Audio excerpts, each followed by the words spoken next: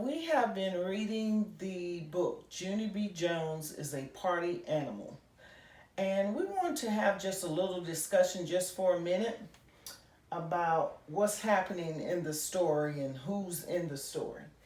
Now, you remember before we left school, we talked about characters, and characters being the people or the animals in a story. And I want you to start thinking about who are some of the characters in this story. We also learned about the setting, and the setting is where is this story taking place? So I want you to start thinking about where is this story happening? And then we talked about a problem. And Justin did a good job when we were in school of helping us to know that the problem is something that was wrong in the story. Is there something wrong in this story? And also, as we're reading, if we figure out that there is a problem in the story, how was that problem solved? What was the solution? Now, some stories we read may not have a problem, so it may not have a solution, but we also talked about what would be the lesson that you think the author wanted us to learn from reading that book. So we're going to be talking about the characters in the story, the setting of the story, if there was a problem, what was the problem? If it was a problem, how was the problem solved? What was the solution? And also, if it was a lesson that the author wanted us to learn from reading the story. So I want you to be keeping those things in mind as we're reading the different chapters of the book. Hello, boys and girls. Story time again with Miss Hampton. Again, we are reading Junie B. Jones is a Party Animal. Chapter 4, Packing My Bags. The next morning was Saturday. I jumped out of bed and run to the kitchen. Then I got a big giant plastic bag and I run back to my room to pack for Lucille's. First I packed my favorite pillow. Then I packed my pajamas and my bathrobe and my slippers that look like bunnies. Also, I packed my blanket and my sheets and a small, attractive throw rug. Finally, I packed my stuffed elephant named Philip Johnny Bob. He looked up at me from inside the bag. "Yeah, only here's the problem," he said. "You're not actually supposed to put me in a plastic bag, 'cause I could suffocate in this thing." My eyes got big and wide. "Oh no," I said real upset. "I forgot about that." That's how come I quick got out my scissors and cut air holes for that guy. Philip Johnny Bob sniffed the air. "Better," he said. I petted his trunk. Then I went into the family room and I watched cartoons till Mother got up.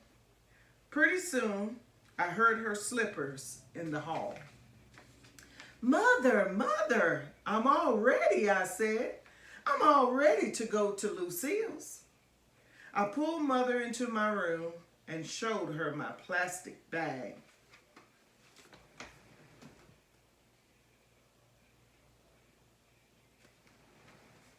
Mother shook her head. "Way too much stuff," she said. Then she got a teeny suitcase from the shelf and she packed my pajamas and my slippers and my robe and my toothbrush. After that, she got a sleeping bag from her closet and she put my pillow on top of it. "There, that's all you'll need. You're all set," she said. I springed into the air. "All set?" I hollered, real joyful. Junie B. Jones is all set for Lucille's. After that, I quick grabbed Philip Johnny Bob and I dragged him and my stuff to the front door. "All righty, let's be on our way. I shouted, very excited. Mother was in baby Ollie's room. She didn't come. Okie doke, I'm going outside now. Junie B. Jones is going outside to get in the car. I shouted louder. Just then, Mother run to get me. No, Junie B, no. I'm not taking you to Lucille's, remember? Lucille's Nana is picking you up at 3 o'clock. I told you that. I'm sure I did. All of a sudden, my shoulders got very slumpy. Because I didn't actually remember that information, that's why. Man, I said very sad. 3 o'clock takes forever. After that, I slumped to the table and ate my breakfast. Then I sat on my front step. And I swinged on my swings, and I read some books, and I ate a cheese sandwich. And I counted to 1,000,000 bazillion, and I sat on my step some more. And then guess what? 3 o'clock finally came. I saw the big gold car in my driveway. Hey, she's here! She's here! She's here! I yelled, real thrilled. Mother and Daddy hurried to the door. Are you ready to go? Said Mother. Ready, I yelled. Junie B is ready to go. The Richie Nana got out of her car. I throwed my arms around her. Hello, Nana. Hello, hello. I have been waiting for you the whole live long day. Mother pulled me off of that woman. Sorry, she said. I'm afraid Junie B has a little extra energy in her. She's been sitting on the step for hours. I leaped way high in the air. Sitting on the step? I said. Junie B. Jones has been sitting on the step.